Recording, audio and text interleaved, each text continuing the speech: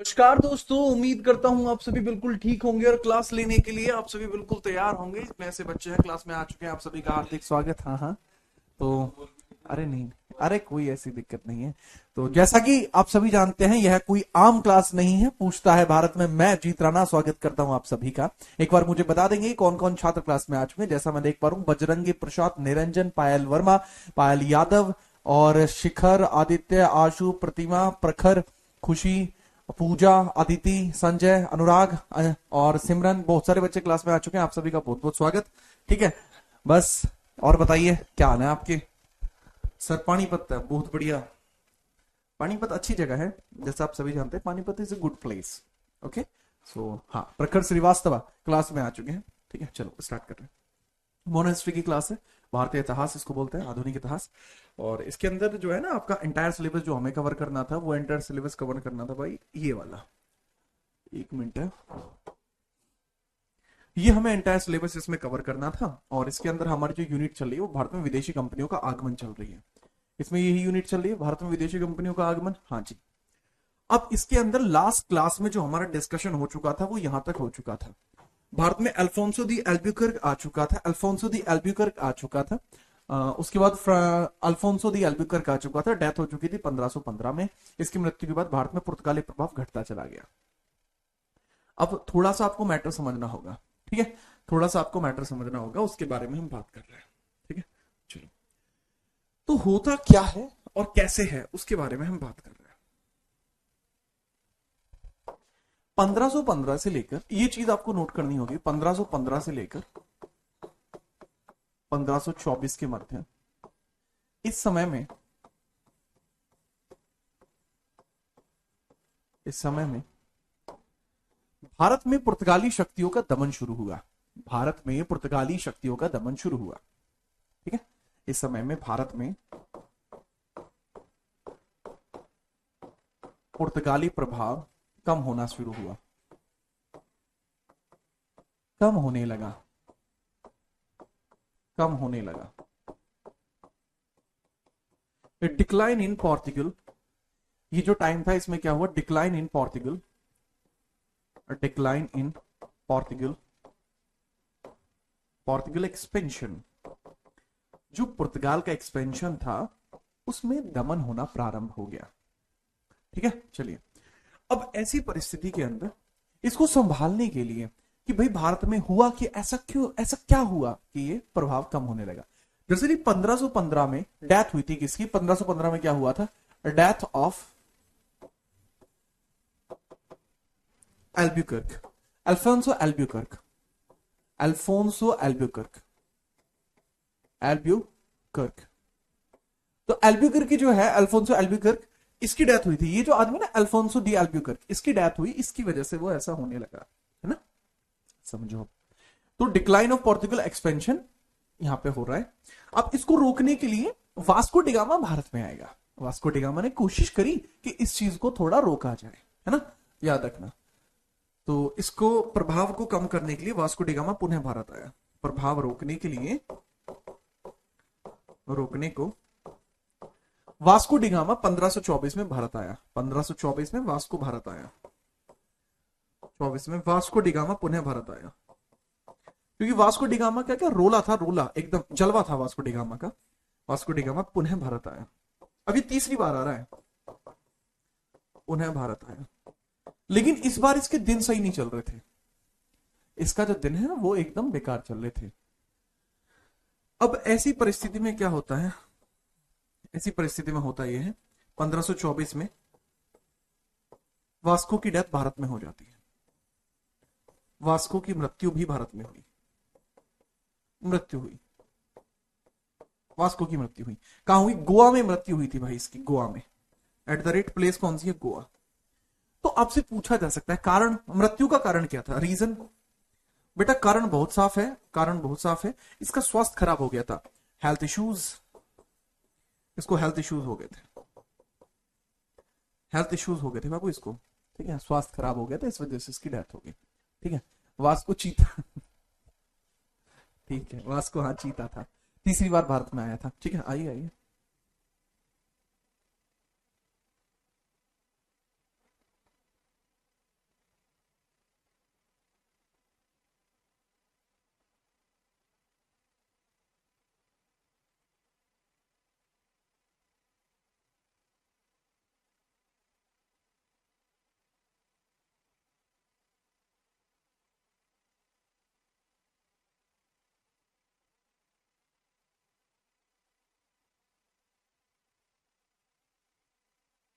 हाँ भाई। ओके, तो भाई इसकी डेथ हो गई यहाँ पे। अच्छा, पूछा जाता है कि जो ये है इसका ग्रेवयार्ड कहाँ पे है, कब्र कहाँ पे है इसकी, कब्र कहाँ पर है इसकी। तो वास्को से पूछा जाता है कि इसके सर रेजिडुअल्स कहाँ पे, इसकी कब्र कहाँ पर है, इसकी कब्र कहाँ पर है, ग्रेवयार्ड, ग्रेव कहाँ है इसकी, ग्रेव, ग्रेव माने कब्र। अब जैसे मुस्लिमों में मकबरा होता है, टॉम्ब होता है, हिंदुओं में समाधि होती है, और क्रिश्चियंस में कब्र होती है, ग्रेव। तो इसकी ग्रेव कहां पे है सर, इसकी ग्रेव कहां पे, लिस्बन में है। इसकी ग्रेव कहां पे बाबू, लिस्बन पोर्टुगल में है। पल्लवी ने आंसर दिया है, that is in Lisbon, Lisbon Portugal. वो बाद में लेके गई थी। इस बार जो ये आया था ना वास्को डी गामा, ये फुल फैमिली आया था, ठीक है, याद रखना। ओके, चलो, तो इस तरीके से कुछ हुआ। अब इसकी डेथ के बाद भारत में जरूरत पड़ी एक अच्छे बेहतरीन मजबूत आदमी की, जो भारत के अंदर माहौल को संभाल सके। तो उसकी जरूरत थी। तो अब ऐसे व्यक्ति को इंडिया में लाने के लिए बुलाया जाएगा ताकि वो मैटर को संभाल पाए, ठीक है। और वो थोड़ा लेट हो जाएगा आने में, तो काफी लेट हो गया था, बट फिर भी हम उसको देखेंगे कि कौन है वो, फटाफट, ठीक है, बताओ फटाफट। ये कौन है, मीरा बाई। अच्छा, मीरा बाई, मीरा बाई ये सीधा 16th सेंचुरी से यहाँ क्या कर रही हूँ मीरा भाई।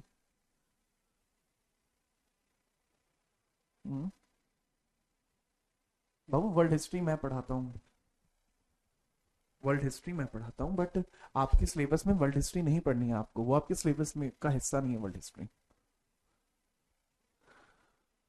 ओके, चलो, ठीक है, इसके बाद आगे बढ़ो। लिस्बन, हाँ, पुर्तगाल के अंदर एक जगह है लिस्बन। राम राम भाई रमन मांझा।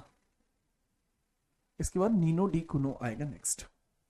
अब ये है अगला गवर्नर, ये 1529 में भारत में आता है, 1529 में भारत में आता है, 1529 में भारत में आया है। ये नीनो डी कुनो इसका नाम है, ये गवर्नर डेडोर बोला जाता है, लेकिन ये नीनो डी कुनो है। ये भारत में कब तक रहेगा, 38 तक रहेगा, 38 तक रहेगा, 29 से लेकर 38 तक। तो ये क्या है, पुर्तगालियों का भारत में अंतिम शक्तिशाली गवर्नर, पुर्तगालियों का भारत में, पुर्तगालियों का भारत में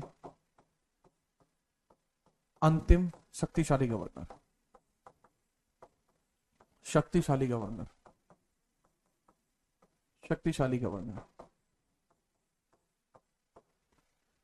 अंतिम शक्तिशाली, last powerful governor, last powerful governor,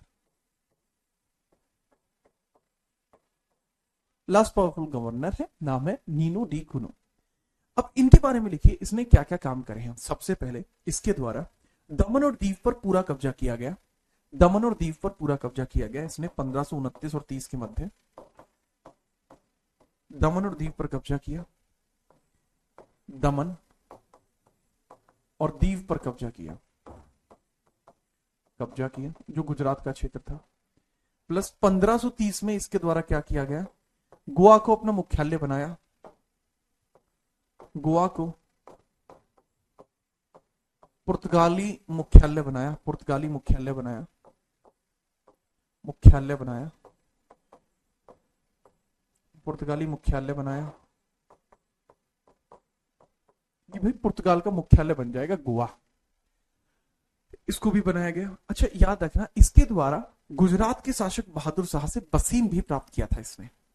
तो इसने क्या काम किया था, इसने बसीन पर भी कब्जा किया या बसीन प्राप्त किया, इसने गुजरात, इसने बसीन क्षेत्र भी प्राप्त किया था, बसीन क्षेत्र भी प्राप्त किया था, क्षेत्र भी प्राप्त किया, बसीन। तो ही कैप्चर्ड बसीन। अब ये बसीन कैसे प्राप्त किया था, अब बताओ, बसीन इसको किसने दिया था, इसने बसीन को खरीदा था। क्या, इसने बसीन को खरीदा था, बसीन को क्या किया था बेटा, खरीदा था बसीन को। अब बसीन को खरीद कैसे लिया, ये कोई सब्जी है? मंडी में जाके बसीन खरीदेगा ये? नहीं, बसीन को ऐसे नहीं खरीदेगा। दरअसल जो बसीन का रूलर हुआ करता था, गुजरात के रूलर बहादुर शाह से खरीदा था, गुजरात के शासक बहादुर शाह से खरीदा, बहादुर शाह से खरीदा, बहादुर शाह से प्राप्त किया, बहादुर शाह से प्राप्त किया। ठीक है, तो इंपॉर्टेंट बात यह है कि जो गुजरात का रूलर था ना बहादुर शाह, उससे इसने प्राप्त किया था। इंपोर्टेंटली आप इसको याद रखेंगे, ठीक है, फटाफट नोट करिए। बाद में ना पुर्तगालियों ने ही बहादुर शाह की हत्या भी कर दी थी। बाद में पुर्तगालियों ने ही बहादुर शाह की हत्या भी कर दी थी। बहादुर शाह, बसीन क्या है? बसीन एक स्थान है। अबे तुम ये नहीं देख रहे, बसीन क्षेत्र भी प्राप्त किया तो बसीन क्या होगा? है इसकी मौसी का छोरा बेटा, बसीन जो बसीन मैं लिख रहा हूं बसीन क्षेत्र है? कैसी बात करते हो यार आप? हैं चिल्ड्रन हो क्या आप? हैं बाबू बसीन बाबू एरिया है, ठीक है, बसीन इज अ एरिया है जी, एरिया है, एरिया क्षेत्र, हाँ लिख लो, ठीक है सर। ये वही बहादुर शाह है जिसको हुमायूं ने हराया था? जी हाँ, बिल्कुल सही सुना आपने, ये वही है।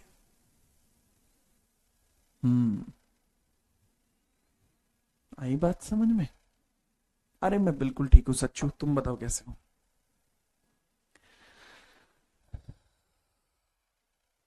ठीक है, अच्छा नोट करो, देन हम आगे बढ़ेंगे।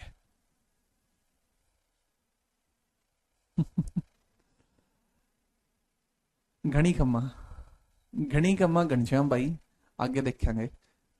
हाँ जी, बसीन गुजरात के अंदर एक एरिया है।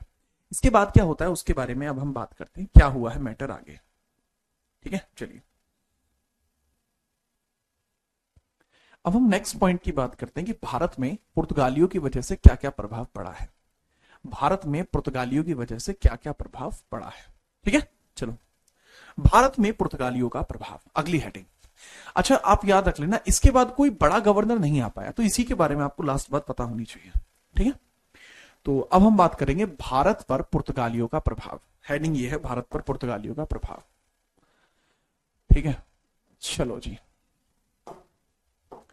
तो भारत पर पुर्तगालियों का प्रभाव मैं ऐसे बताऊंगा, भारत में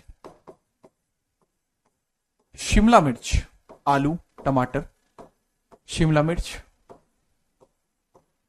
आलू, ठीक है। शिमला मिर्च आप खाते हैं ना? है? खाते नहीं खाते? खाते तो होंगे। आलू और टमाटर की शुरुआत इन्होंने ही की थी, टमाटर। इन तीनों ही चीजों की जो शुरुआत है वो किसके द्वारा की गई है? इन तीनों ही चीजों की शुरुआत किसने की है? पुर्तगालियों ने की है, पुर्तगालियों ने की है भाई, ठीक है याद रखिएगा। इसके अलावा 1556 में प्रिंटिंग प्रेस की शुरुआत, 1556 में प्रिंटिंग प्रेस की शुरुआत, प्रिंटिंग प्रेस की शुरुआत। जो प्रिंटिंग प्रेस होती है वो गोवा में इन्होंने खोली थी, 1556 में। कहां खोली थी? गोवा में। तो प्रिंटिंग प्रेस भी किसके द्वारा शुरू की गई है? इन्हीं के द्वारा शुरू की गई है। तो आप में शिमला मिर्च, आलू, टमाटर आप खाते होंगे, मतलब कुल मिला के एक परफेक्ट सब्जी बन सकती है इससे, ठीक है। आलू शिमला मिर्च की सब्जी बन सकती है? ठीक है, तो इसको याद रखेंगे। इसके अलावा 2-3 चीजें आपको और देखने को मिलती हैं जो आप विशेष तौर पर याद रखेंगे।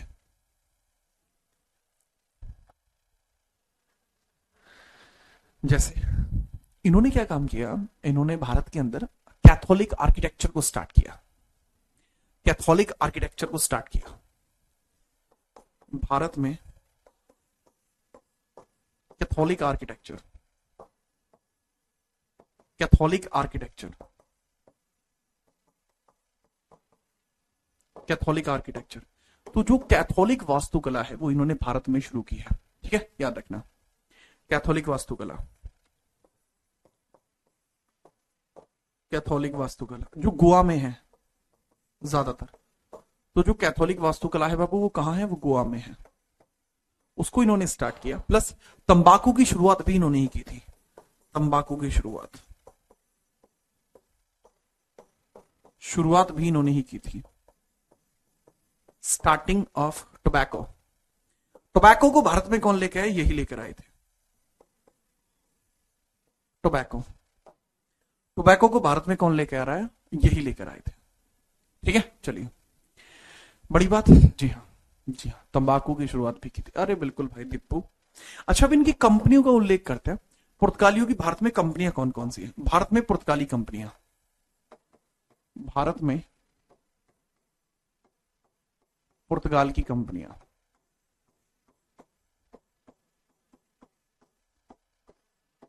पुर्तगाल की कंपनियां। सर इनकी कंपनियों का उल्लेख और कर दीजिए कि कंपनियां इनकी कैसे कैसे भारत के अंदर आई हैं, उसके बारे में थोड़ा सा आप बता दीजिए कैसे कैसे हुई हैं। देखो, पहले कालीकट फिर कोचीन, पहले कालीकट फिर कोचीन। 1500 एडी में कालीकट में इन्होंने फैक्ट्री खोली थी, कालीकट पहली फैक्ट्री। ये पहला व्यापारिक केंद्र था, इसको आप चाहें तो पहला व्यापारिक केंद्र है, ये व्यापारिक केंद्र, एक व्यापारिक केंद्र था, ये ट्रेड सेंटर था जिसने बाद में चलकर कंपनी का रूप ले लिया, ट्रेड सेंटर था। ठीक है, क्या था बाबू? ये ट्रेड सेंटर था। याद रखिए, कालीकट। ठीक है, याद रखिए। इसके बाद 1501 कोचीन, 1501 में इन्होंने कोचीन में फैक्ट्री खोली। तो इसके रिगार्डिंग में थोड़ा सा आप याद रखेंगे बिना परेशानी के। जब आप नोट कर लें फिर मुझे बताना कोचीन के अंदर। बताइए।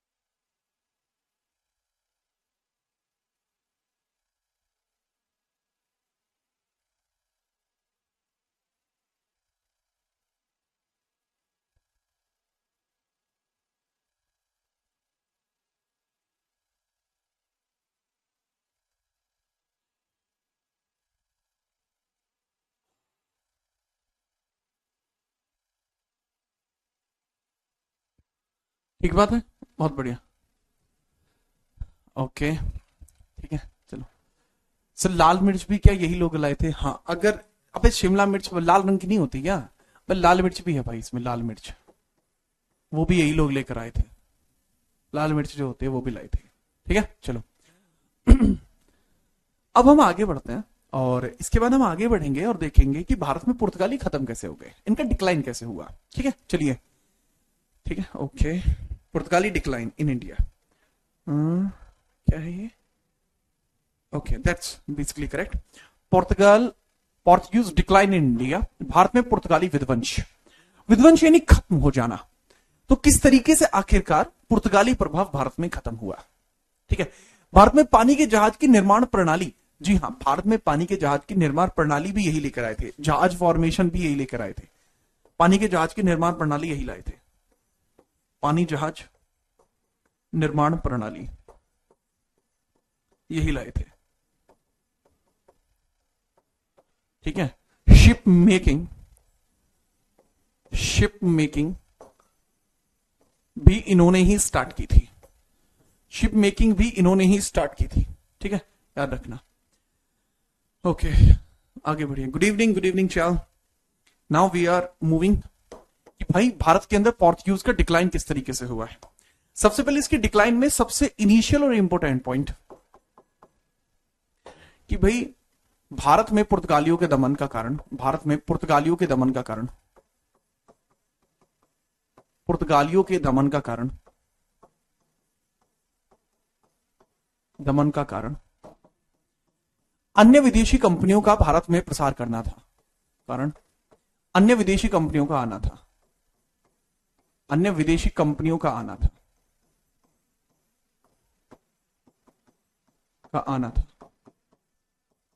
मतलब अन्य विदेशी कंपनियां क्या भारत में आ गई। ठीक है, और जैसे ही अन्य विदेशी कंपनियां भारत में आई तो इनको यहां पे दिक्कत हुई।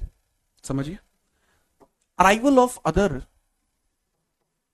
Arrival of other foreign companies lead to decline of Portuguese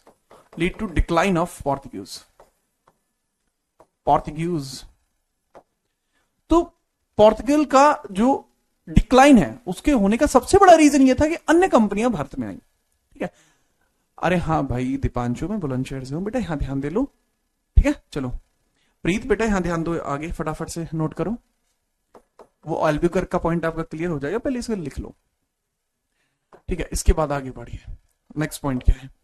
अब आपको एक बैटल देखने को मिलता है, 1612 में होता बैटल ऑफ स्वाली। 1612 में बैटल ऑफ स्वाली है। बैटल ऑफ स्वाली, स्वाली युद्ध है। क्या है? स्वाली का युद्ध है। आपसे पूछा जा सकता है स्वाली कहां पर है, बताओ स्वाली कहां पर है?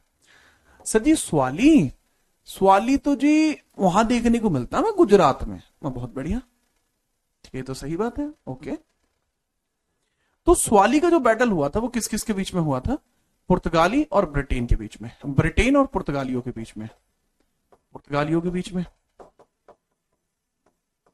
अच्छा, ये एसएससी का रिपीटेड क्वेश्चन है ऑलरेडी। ठीक है, ये एसएससी CHSL 2020 में आ चुका है और इसके अलावा भी बाकी एग्जाम्स में आ चुका है, ETC कई एग्जामों में आ चुका है। CHSL 2020 में इसलिए क्योंकि भाई मैंने वो पेपर दिया था जिस मेरी शिफ्ट में आया था। स्वाली एक स्थान है जो गुजरात में देखने को मिलती है। ठीक है, याद रखिए। तो इसमें ब्रिटेन की तरफ से थॉमस बेस्ट थे और उन्होंने बेस्ट ही काम करा था। यहां पे नेवल बैटल था, एक नेवल बैटल, समुद्री युद्ध था, नाम था थॉमस बेस्ट। और इस बैटल में जीतते कौन है? थॉमस बेस्ट ही इस बैटल को जीतते भी हैं। तो ही वॉन द बैटल, इन्होंने इस युद्ध को जीता। इन्होंने क्या करा? इस युद्ध को जीता, वॉन। और पुर्तगाली इस बैटल को हार गए, लॉस्ट। इसके बाद ही इनकी उल्टी गिनती शुरू हो गई, इनकी जो उल्टी गिनती है वो शुरू हो गई। ठीक है, चलिए, ठीक है, याद रखिए। ओके, जैसे आप इसको लिख लेंगे उसके बाद हम आगे बढ़ेंगे और नेक्स्ट पॉइंट की तरफ देखते हैं। इसके बाद अगला बैटल कौन सा है? अगला बैटल है भाई 1637। नेक्स्ट है 1637 का बैटल। ठीक है, एक सवाल आ रखा है। सवाल यह है कि सर आप ऑनलाइन क्लासेस में ज्यादा चिल रहते हो, क्यों? चिल तो मैं हूं ही नहीं। ठीक है, अब देखो, अगर चिल होता तो मैं स्वेटर वगैरह पहन के रखता, नहीं पहना, तो basically I am not chill. ठीक है, तो इस तरीके से थोड़ा सा याद रखोगे बिना दिक्कत के। बेटा ये 1611 में नहीं हुआ बैटल, बैटल ऑफ स्वाली 1612 में हुआ है। कुछ किताबों में 1611 लिखा हुआ है जो गलत है ना। 1637 में आप देखेंगे ये है battle of Hooghly. Battle of Hooghly का जो बैटल है वो पुर्तगालियों की तरफ से कौन था? पुर्तगालियों के सेनापति का नाम क्लियर नहीं है क्योंकि वो हार गया था। 1637 में आपका होता है 1637 तो अरे 31 है, 31 गलती से 37 लिख दिया, 1631 है वो, 31। ये बैटल ऑफ हुगली है, हुगली युद्ध है ये, हुगली युद्ध। तो ये क्या शाहजहां से बैटल हुआ था? क्या किससे बैटल हुआ था? शाहजहां से बैटल हुआ था। तो इसमें होगा शाहजहां जो कि मुगल था। लेकिन शाहजहां इस बैटल को खुद नहीं लड़ने आया था, शाहजहां का सेनापति आया था जिसका नाम था कासिम खान। सेनापति आया था जिसका नाम क्या था बाबू? कासिम खान। तो कासिम खान ने बैटल लड़ा है, कासिम खान ने बैटल लड़ा है। ठीक है, याद रखना। और बैटल किससे लड़ा था? पुर्तगालियों से। पुर्तगाली में भी कौन था? नुन्नो डी कूनो था और वो हार गया था। ठीक है, ये लॉस्ट फिर से और कासिम खान फिर जीत गया था, वॉन द बैटल। ऐसे धीरे धीरे करके इन्होंने बहुत युद्ध हुए, ये हारे और धीरे धीरे इनका पतन होता चला गया। ठीक है, हाँ बहुत बढ़िया भाई। ठीक है, चलो एक सवाल है मेरे सामने आया है कमेंटों में, सर बंगाल को वेस्ट बंगाल बोलने की जरूरत क्यों पड़ी है? बेटा बंगाल को वेस्ट बंगाल बोला गया क्योंकि पाकिस्तान का पार्टीशन हुआ था, और ये जो हिस्सा है 1905 के बाद से कहा गया है। 1905 में बंगाल का विभाजन हुआ, वेस्ट बंगाल और ईस्ट बंगाल। तो जो ईस्ट बंगाल वाला क्षेत्र है वो बाद में पाकिस्तान को चला गया था, तो वेस्ट बंगाल हमारे पास रहा, वो भारत में शामिल हो गया था इस वजह से। नेक्स्ट आप देखेंगे 1661। 1661 में भी कुछ हुआ है जो बहुत इंपॉर्टेंट है जी। 1661 में भी बहुत कुछ हुआ है। पुर्तगाली जो राजा था, पुर्तगाल का एक राजा था, उसकी एक बेटी थी जिसका नाम था कैथरीन ब्रिगेंजा। तो कैथरीन ब्रिगेंजा का ब्याह होता है चार्ल्स से। चार्ल्स ब्रिटेन का राजकुमार है। जब उन दोनों की शादी हुई तो दहेज में जो बॉम्बे के सूबेदारी थी वो ब्रिटेन को दे दी गई, दहेज में, बंबई दहेज में दिया गया। ये एक बड़ा पॉइंटर आपको देखने को मिलेगा। मैंने क्या बताया, पुर्तगाल की राजकुमारी, पुर्तगाल की राजकुमारी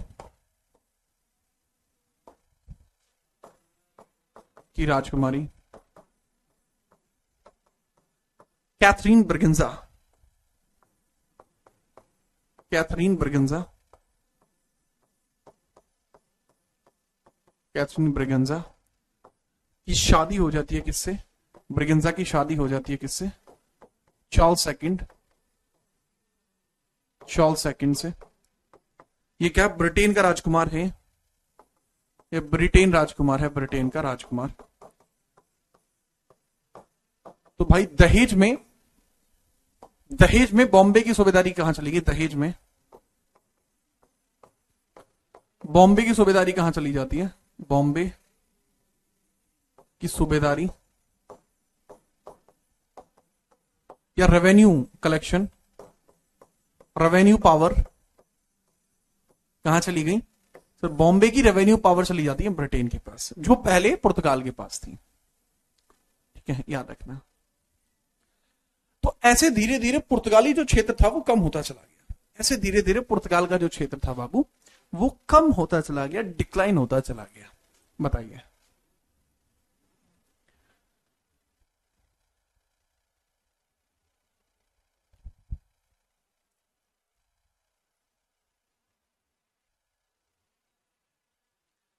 ठीक है अंशुल, क्या दिक्कत है? बॉम्बे मिला दहेज में, यस बॉम्बे दहेज में दिया गया था। बेटा बॉम्बे कभी भी दहेज में नहीं दिया गया। तुम पहले ये थोड़ा दिमाग में से डाउट दूर करो। बॉम्बे की रेवेन्यू पावर्स कि बंबई में से कर कौन इकट्ठा करेगा? पहले पुर्तगाल करता था, लेकिन अब ब्रिटेन करेगा। ये बात है जी। इसके बाद अगला इसमें पॉइंट है 1739 बैटल ऑफ बसीन। 1739 से बढ़ी अगला पॉइंट है, ये चौथे नंबर का पॉइंट है, 1739 का पॉइंट है। जगह नहीं है तो यहां लिख दिया है। 1739 में क्या हुआ? 1739 बहुत इंपॉर्टेंट ईयर देखने को मिलेगी। पुर्तगालियों ने मराठों पर आक्रमण कर दिया। पुर्तगालियों ने मराठों पर आक्रमण कर दिया क्योंकि बाजीराव जो थे, बाजीराव वो दिल्ली पर कूच करने जा रहे थे। मतलब था क्या, मैप छोड़ो, ऐसे समझो कि भाई बाजीराव है पेशवा। बाजीराव ने कहा कि मैं दिल्ली पर अटैक करने जाऊंगा क्योंकि दिल्ली में अटैक हो चुका है नादिर शाह का। तो बाजीराव बैठे कि चलो चलो चलो चलो। तो बाजीराव जैसे दिल्ली के लिए निकले तो पुर्तगालियों को लगा कि ये अच्छा मौका है, हम पेशवाओं को लूट लेते हैं, मराठों को लूट लेते हैं। तो पुर्तगाली अपने घर से निकले सीधा, कहां बोला? मराठों के हैं। अब जैसे वहां पहुंचे वहां उनकी जाम तार दी। किसने? बाजीराव ने। बाजीराव ने कहा कि नहीं, यहां तो अभी मैं रुक भी सकता हूं, दिल्ली को तो बाद में देखूंगा, पहले इन पुर्तगालियों को देखूं। तो भाई ने अलग उधर जलवा कर दिया।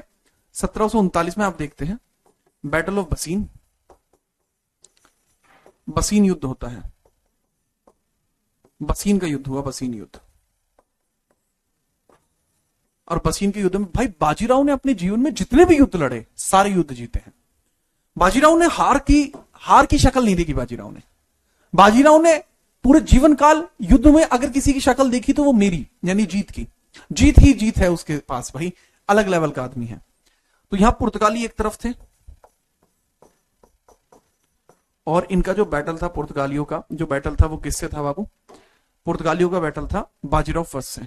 तो बाजीराव इस बैटल को जीतते हैं। बाजीराव, बाजीराव फर्स्ट, पूरा नाम बाजीराव बल्लाल या बाजीराव फर्स्ट, ये इस बैटल को जीतते हैं। और ये ना सिर्फ बसीन बल्कि सिलसत को भी कब्जे में ले लेते हैं। तो उसके बाद बसीन जो स्थान था, सिलसत जो स्थान था, ये भी स्थान है सिलसत। बसीन और सिलसत दोनों के दोनों किसके पास आ गए? मराठा। तो धीरे धीरे इनका जो एरिया है, पुर्तगालियों का एरिया कम होता चला गया। ठीक है, चलिए फिर हम आगे बढ़ेंगे बाबू। अब ये तो मैंने वो हिस्सा बताया कि भाई किस तरीके से यहां पर मैटर हुआ है। ठीक है, चलो आगे बढ़ेंगे। अब हम बात करेंगे कि आजादी के बाद, भारत को जब आजादी मिली तब क्या रहा था इनका, आजादी के बाद पुर्तगालियों का क्या हुआ है उसके बारे में बात करेंगे। अगर आप कहें तो हम शुरू करें, आपके कहते ही शुरू कर दिया जाएगा। बताइए।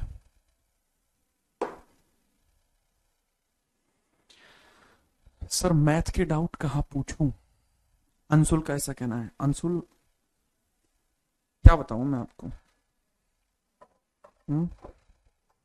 यार तुम क्या बताऊं मैं आपको अंशुल भाई? अंशुल यार मैथ के डाउट जो है आप सर से पूछिए हैं। हाँ,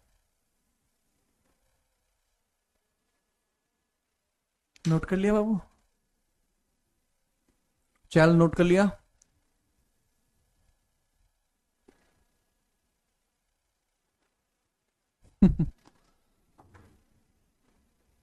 हम्म, शुरू किया जाए। अच्छा, लो तो भाई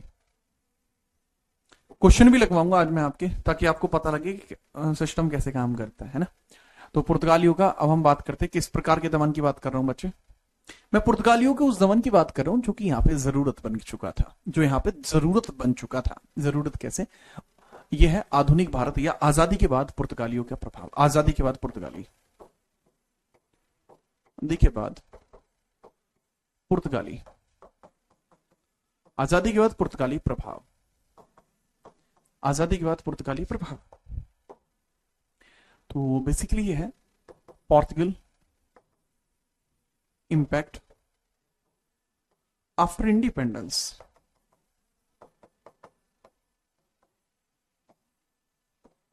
ठीक है, याद रखिए।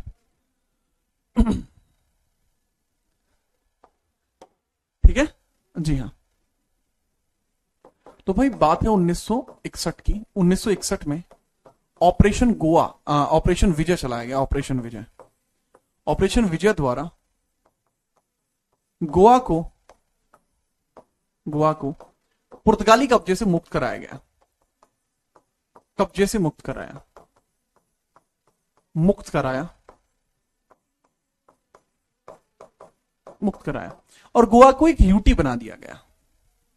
तो गोवा को क्या बना दिया गया? गोवा यूटी बना दिया गया। गोवा क्या बन जाता है? गोवा को यूटी बनाया गया। गोवा को यूटी बनाया गया। गोवा बिकेम क्या? Goa became UT. Goa UT बन गया। ठीक है, बढ़िया। इसके बाद 1687 में, सॉरी 1987 में गोवा को पूर्ण राज्य का दर्जा मिला। पूर्ण राज्य का दर्जा मिला, राज्य का दर्जा मिला। 25वां राज्य बनता है गोवा 56वें संशोधन द्वारा, 56वें संविधान संशोधन द्वारा, संविधान संशोधन द्वारा, संशोधन द्वारा 25वां स्टेट बनता है गोवा। गोवा क्या बन गया? 25वां स्टेट, 25वां राज्य कौन बनता है जी? गोवा। क्या बात है समझ में? अच्छा ठीक है बाबू, बढ़िया। ऑपरेशन विजय बेटा मैंने यहां पे लिखवाया था। तो जो ऑपरेशन विजय पेपर में पूछा जा सकता है कि ऑपरेशन विजय जब हुआ था तो गोवा पर किसका कब्जा था? तो गोवा पे पुर्तगाली कब्जा था। इसके बाद ही, इसके बाद भारत में पुर्तगाली प्रभाव पूर्णतः समाप्त हो गया था। पुर्तगाली प्रभाव पूर्णतः समाप्त हो गया था, पूर्णतः समाप्त हो गया था। समाप्त हो गया था। ठीक है, बहुत बढ़िया। चलिए, ओके यार, अंशुल नाम का बच्चा, थैंक यू अंशुल भाई। अंशुल काफी तारीफ कर रहे हैं, अंशुल कह रहे हैं कि सर मतलब ऐसा कभी नहीं पढ़ा, तो भाई आपका बहुत बहुत आभार अंशुल, आपका बहुत बहुत थैंक यू। और आप अच्छे से पढ़ोगे तो यार आपका सिलेक्शन जरूर होगा, टेंशन, सबका सिलेक्शन होगा यार अंशुल, कैसी बात करो, बहुत अच्छा लगा। ठीक है तो आप हाँ कह सकते हैं, कोई दिक्कत नहीं है। ठीक है, अब यहां पे मैंने बताया कि भाई आजादी के बाद पुर्तगाली प्रभाव जो है वो कैसे खत्म हुआ है। तो 1961 में ऑपरेशन विजय के द्वारा गोवा को पुर्तगाली कब्जे से मुक्त कराया, गोवा को यूटी बनाया। फिर 1987 में गोवा को पूर्ण राज्य का दर्जा मिला, इसको फिर क्या कंप्लीट स्टेट कहा गया। 56वें संविधान संशोधन द्वारा 1987 में ये 25वां राज्य बना। अब ऐसे हैं, अब पता लगी कि पुर्तगाली कैसे आए। आपको हमें पता लगा था कि पुर्तगाली 1498 में आए, व्यापार करा, कंपनी स्टैब्लिश करी, उसके बाद उसके गवर्नर भारत में आए और धीरे धीरे धीरे धीरे गवर्नर्स भी खत्म हो गए, उनका प्रभाव भी खत्म हो गया। ठीक है, याद रखिएगा। अब अगर आप मुझसे कहो कि सर क्वेश्चन लगवा दो पेपर में, इस तरीके के क्वेश्चन कैसे आते हैं, तो मैं बिल्कुल तैयार हूं। क्या आप तैयार हैं? बताओ फटाफट। अब इसमें कैसे कैसे क्वेश्चन बन सकते हैं, मैं उसकी बात कर रहा हूं। बताइए कैसे कैसे क्वेश्चन लग सकते हैं, मैं उसकी बात कर रहा हूं। यूटी क्या होता है बेटा, वो आप पॉलिटी में पढ़ेंगे, यूटी क्या होता है। अगर क्वेश्चंस के लिए तैयार है, हर एक बच्चे का कमेंट होना चाहिए कि जी हां हम तैयार हैं। खुशी ने कह दिया है, और अगर खुशी ने कह दिया तो अब भाई अब फर्क ही नहीं पड़ता, अब सवाल करवाने पड़ेंगे क्योंकि खुशी ने कह दिया। अब देखो तुम जलवा ठीक है, हम तैयार बने। तो बिहार से भी हैं कुछ बच्चे, अच्छा लगता है भाई, बिहार पहले से ही एक मजबूत स्टेट रहा है, आप जानते ही हैं। तो बजरंग प्रसाद भी कह रहे हैं yes sir, ready ready ready. ठीक है, चलो क्वेश्चंस नोट नहीं करने, सिर्फ समझना है, क्वेश्चंस नोट नहीं करने हैं, सिर्फ समझना बच्चे। ठीक है, ओके जी राणा साहब, जी हाँ बिल्कुल, राणा को हाँ नहीं कहते, राणा को जी कहते हैं। अद्भुत, देखिए इस तरीके के क्वेश्चन आएंगे। और भारत में पुर्तगाल विस्तार पर आधारित प्रश्न, पहला क्वेश्चन, भारत में सफल पुर्तगाली कौन था? वो was the first successful Portugal voyager to the India. Bharat में पहला सफल वोयेगर कौन था? भारत में पहला सफल पुर्तगाली कौन था जो भारत आया? बताइए, मजबूत। ठीक है, हिस्ट्री को हम उड़ा देंगे। अबे हिस्ट्री को खा जाओगे तुम, क्योंकि तुम हिस्ट्री पढ़ नहीं रहे, तुम हिस्ट्री जी रहे हो। आप मेरे साथ हैं तो आप समझ जाइए। अब बताइए फटाफट, भारत में वो कौन सा व्यक्ति था जो पुर्तगाल में पहला? देखो किंग मैनुअल जो था, किंग मैनुअल तो राजा था, इसने आदेश दिया था, इसने आदेश दिया था भारत जाने का। ठीक है, इब्न मजीद या अबुल मजीद या इब्न मजीद, ये वो व्यक्ति था जिसने हेल्प करी थी। आया तो वास्को भाई था, वास्को डिगामा आया था 1498 में भारत में। याद रखेंगे, भारत में कौन आया था? 1498 में वास्को डिगामा आया था। ठीक है, करेक्ट आंसर इज सी। काफी चिल्ड्रन क्वेश्चन था। पैड्रो एल्वरस कैब्रल पहला सेनापति आया था, ये 1501 में आया था। ठीक है, याद रखो, वास्को डिगामा, हाँ जी, हेल्पर था ये, तो कंडक्टर तो ये था है। हाँ चलो अगला सवाल, who has been known as the first traveller to Brazil from Portugal? Brazil पहुंचने वाला पहला पुर्तगाली कौन था? पहला पुर्तगाली जो ब्राजील पहुंचा, पहला पुर्तगाली जो ब्राजील पहुंचा, किंग जोन। किंग जोन यार, मैंने आपको किंग जोन नहीं बताया क्योंकि वर्ल्ड हिस्ट्री का हिस्सा किंग जोन। किंग जोन यार बड़ा खास आदमी है। किंग जोन वो आदमी था जिसने पहली बार ये कहा था कि पुर्तगाली लोग अब यात्राओं पर जाएंगे। किंग जोन जो था ये 1488 में जीवित था, 1488 में जीवित था किंग जोन, तो ये अलग आदमी है यार। ठीक है, अगला सवाल, क्वेश्चन नंबर 2 है ये, तो बताइए इसके बारे में। तो क्या होगा? Who has been the known as the first traveler to Brazil from Portugal? बताओ आंसर क्या होगा? जो क्रिस्टोफर कोलंबस कह रहे हैं, बेटा जहाज बना दूंगा क्रिस्टोफर कोलंबस। अबे कोलंबस अमेरिका गया था यार। बार्थलोमो डियाज, अबे बार्थलोमो डियाज कहां जाएगा? बार्थलोमो डियाज 1488 में अफ्रीका के पोर्ट पे आके दम नहीं तोड़ दिया था इसने। अबे डियाज नहीं था यार, डियाज नहीं था, डियाज नहीं था। डियाज बाबू 1488 में निकला अपने यहां से, अपने घर से निकला था, और इसने ना केप ऑफ गुड होप पे जाके दम तोड़ दिया था। तो बार्थलोमो डियाज नहीं है चाचा, ठीक है, आंसर ही नहीं है इसमें। दरअसली आपकी गलती नहीं है, इसमें आंसर नहीं दिया हुआ, ठीक है, you are not at fault, answer नहीं है इसमें, ठीक है। क्वेश्चन में आंसर नहीं है, मैं आंसर लिखना पड़ेगा। किंग जॉन भी नहीं था, वास्को डिगामा भी नहीं था। क्रिस्टोफर कोलंबस 1492 में 1492 में ये अमेरिका पहुंचा था। अमेरिका में बहामास द्वीप पर, बहामास द्वीप पर पहुंचा था, ठीक है भाई। इसमें आंसर नहीं है, ठीक है। पेड्रो एल्ब्रेस कैब्रल आंसर है इसका, Pedro Alvares Cabral, Alvares Cabral, Pedro Alvares Cabral इसमें आंसर है। हाँ पेड्रो आया था, पेड्रो 1500 में आया था, ठीक है। एग्जैक्टली गलत हो गया है, ठीक है। अब मैं आपको दिखा सकता हूं, पीछे मैंने आपको पढ़ाया हुआ है ये चीज, ठीक है। पेड्रो का है, ठीक है, ये रहा पेड्रो एल्ब्रेस कैब्रल, समझ में आया। पेड्रो एल्ब्रेस कैब्रल ब्राजील पहुंच गया था 1500 में, भारत के लिए रवाना, ब्राजील का खोज करता पेड्रो, ये रहा पेड्रो, समझे। अगर जवाब इसमें नहीं दिया होगा तो आप ढूंढ सकते हैं ना, आप हमारे छात्र हैं, ऐसा थोड़ी आम आदमी थोड़ी हैं आप। अगला सवाल बताइए। हाँ बहुत बढ़िया, गंगा, आई गंगा, नाम बहुत बढ़िया यार तुम्हारा, ठीक है। अच्छा यहां देखो, which of the following was not impact of Portugal in India. Bharat में पुर्तगाली प्रभाव कौन सा नहीं है, भारत में पुर्तगाली प्रभाव कौन सा नहीं है। अगर आप में से किसी बच्चे को शादी वगैरह करनी है तो ऋतिक नाम का लड़का है क्लास में, कह रहा है सर ब्याह कराता हूं। अबे कंपनी वंपनी है क्या भाई, है? अच्छा हाँ जी। तो देखो, भारत में ट्रेन की शुरुआत इसने नहीं की थी, भारत में ट्रेन की शुरुआत इसने नहीं करी है, भारत में ट्रेन की शुरुआत ब्रिटेन ने की है। ब्रिटेन ने भारत में ट्रेन की शुरुआत की 1853 और 54 के मध्य। ट्रेन का खोजकर्ता कौन है? स्टीम इंजन किसने बनाया था? स्टीम इंजन किसने बनाया था? जिसका नाम था जेम्स वॉट। जेम्स भाई थे, जेम्स वॉट। जेम्स वॉट ने बनाया था स्टीम इंजन, दुनिया का वाला स्टीम इंजन। तमाकू, प्रिंटिंग प्रेस और टमाटर ये पुर्तगाल ने किया। इसका आंसर होगा सी, ठीक है। चलिए डल हो जी, अरे रुक जाओ तुम, मानो ना हो, काबू में नहीं आ रहे हो।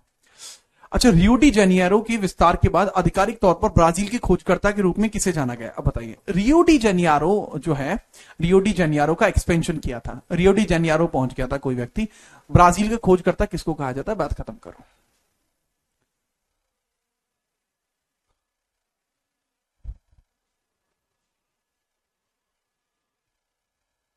आहा, टमाटर बड़े मजेदार हैं। अबे तुम पिट क्या मानोगे, क्या नाम इसका? प्रखर बेटा मांझा।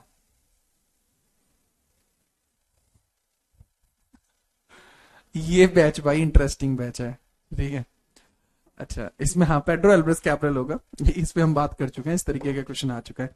नूनो बहुत बाद में आया था, ठीक है, 1529 में आया था, 38 तक रहा था, ठीक है। एल्ब्रेस कैब्रल होगा।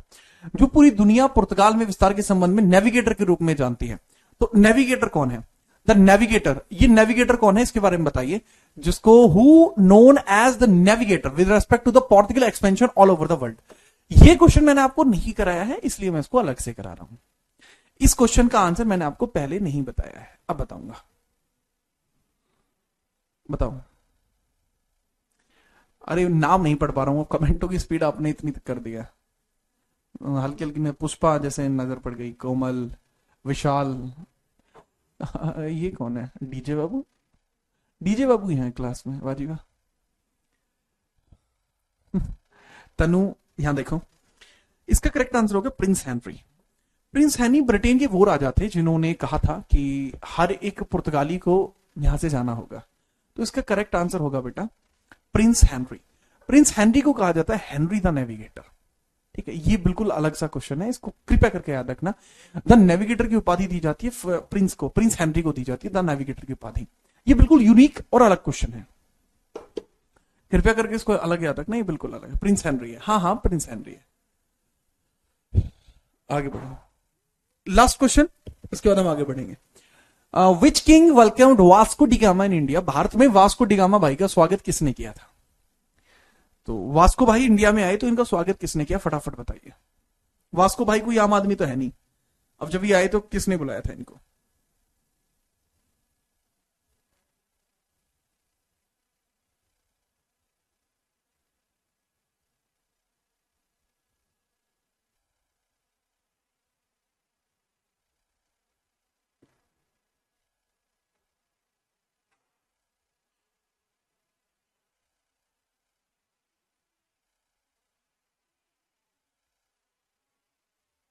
बताइए। अबे ये तो बहुत ही निरा ही आसान सवाल था, ये तो जमूरन ने किया था ना। इसमें मुझे मुझे ये समझ में नहीं आ रहा कि कृष्णदेव राय आंसर कैसे होगा। ये कौन बच्चे हैं जो बी आंसर कर रहे हैं, कैसे होगा भाई बी? मुझे ये बताओ, मुझे ये समझ में नहीं आ रहा है कौन बच्चे हैं। चलो कोई नहीं, चिल्ड्रन हो है अभी आप, कोई नहीं। अब नेक्स्ट हेडिंग आप डाल लेंगे, arrival of duchess in India. Next heading आप डालेंगे, अरे बस बस बस डट जाओ। नेक्स्ट हेडिंग डालिए, arrival of duchess in India. Duchess का अराइवल देखते हैं इंडिया में। अच्छा लगा क्वेश्चन लगा के? तुम्हें क्वेश्चन लगा के मजे आते हैं क्या? लालची राजा। भाई उल्टा मत बोलो इससे, ठीक है? जानकार है ही भी अपना। हाँ, जमोरिन के बारे में ना ना उल्टा मत बोलो, अपना जानकार है ये भी, ठीक है? इससे हमारा वो है, भाईचारा है इससे, ठीक है? हाँ, मजा आए? हाँ ठीक है। अब अगले क्वेश्चन, क्वेश्चन खत्म हो गए, ठीक है? पुर्तगालियों के विस्तार पर ऐसे क्वेश्चन पूछे जा सकते हैं, ठीक है? अब हम देखते हैं, भारत में विदेशी कंपनियों का आगमन, डचेस की बात कर रहे हैं, डचेस।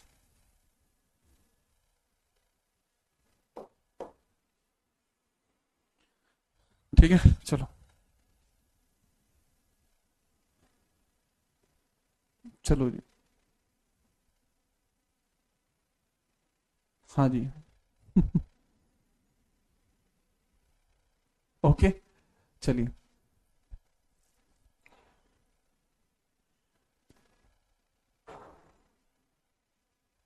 ठीक है ठीक है।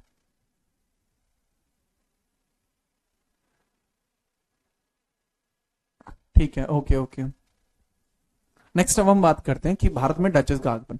तो भारत में जो कॉर्नलिस हॉटमैन है, ये आदमी है कॉर्नलिस डी हॉटमैन, पूरा नाम है कॉर्नलिस डी हॉटमैन। इन्हीं का फोटो है ये, कॉर्नली भाई का। तो अब आपको समझना है, 1596 में, 1596 में यह भारत होते हुए इंडोनेशिया गए थे। यह भारत होते हुए इंडोनेशिया गए, इंडोनेशिया गए थे, भारत होते हुए इंडोनेशिया गए थे। तो भारत में इनकी पहली एंट्री जो रजिस्टर की जाती है, पहली एंट्री रजिस्टर की जाती है 1596 में। तो पहली एंट्री इनकी रजिस्टर कब की जाती है? 1596 में। बट इसमें क्या है कि ये खाली अराइवल की बात हुई, ठीक है? इनकी केवल अराइवल की बात हुई, लेकिन पूछा जाता है कि कंपनी कब खुली है, ठीक है? कंपनी कब खुली है? ये कौन कह रहा है इनका मुंह कहां है? अबे ये रहा ना इनका मुंह, क्या मजे ले रहे हो यार तुम, ठीक है? तो इनकी पहली कंपनी की बात करते हैं, इन्होंने पहली कंपनी कब खोली थी? पहली कंपनी, पहली बात, जो डच होते हैं आज की डेट में नेदरलैंड्स बोलते हैं इनको, नेदरलैंड्स। जो नेदरलैंड देश है ना, नेदरलैंड देश है, उसको डच बोलते हैं। उन्हीं के वहां पे रहने वाले जो लोग हैं वो डच कहलाते हैं, वही लोग डच कहलाते हैं। तो पहली कंपनी इन्होंने 1602 में खोली थी। 1602 में नाम क्या था? Dutch east India company. Dutch east India company, Dutch east India company. और डच ईस्ट इंडिया कंपनी बाबू इन्होंने कहां खोली थी? Dutch east India company sir वो खोली थी इन्होंने इंडोनेशिया में, इंडोनेशिया में। अगर आपसे पूछे कि भारत में कब खोली थी पहली कंपनी, पहली कंपनी अगर आपसे पूछे कि भारत में कब खोली थी, भारत में, तो भाई भारत में पहली कंपनी खोलेंगे 1605 में। कहां खोलेंगे 1605 में पहली कंपनी? तो वो खोलेंगे जी मसूलीपट्टनम में। मसूलीपट्टनम कहां पर है? आंध्रा में है। मसूलीपट्टनम कहां पर है? मसूलीपट्टनम आंध्र प्रदेश में है। आंध्र प्रदेश में इन्होंने पहली फैक्ट्री अपनी खोली थी, ठीक है? याद रखिएगा, मसूलीपट्टनम आंध्र प्रदेश में इन्होंने पहली फैक्ट्री खोली थी 1605 में। काम खत्म। हाँ जी, दैट्स ऑल। यही काम खत्म होता है। ठीक है, बहुत बढ़िया,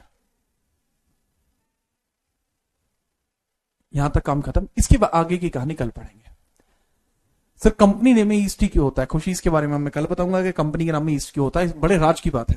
आप मुझे कभी सर्च करके ऐसा करो, घर जाके सर्च करके मुझे बताना कल कि ईस्ट इंडिया कंपनी ही क्यों इन्होंने नाम रखा था। ठीक है, यही मुझे बताना। ठीक है, याद रखना। हाँ जी, देखिए, ठीक है, हिस्ट्री बहुत सी पढ़ी होंगी तुमने, मगर मेरी जैसी हिस्ट्री कहां तुमने पढ़ी है? क्योंकि हमारे यहां हिस्ट्री को पढ़ाया नहीं जाता, याद कराया जाता। याद, और सिर्फ याद नहीं, मेरे साथ तो आप हिस्ट्री जीते हैं। इसके अलावा अगर आप जुड़ना चाहते हैं इंस्टाग्राम पर, तो jeetrana.77 मेरी इंस्टाग्राम आईडी है। आप सर्च करेंगे वो आपको मिल जाएगी। वहां पर भी मैं बहुत अलग अलग चीजें जो है सब्जेक्टिव चीजें वहां पर डालता रहता हूं, तो वहां पर भी आप आइए। वहां पर भी खास लोगों का ग्रुप है, खास लोगों के लिए। तो खास लोग जरूर बनिए भाई, खास लोग ग्रुप में जरूर आना, वो खास लोगों के लिए है। और आप सभी खास हैं, दिल के अजीज हैं, बेहद करीब हैं, तो आप सब वहां आ सकते हैं। ठीक है, चलिए, हाँ बिल्कुल, हाँ बिल्कुल अनुराग, आपने बिल्कुल सही सुना है।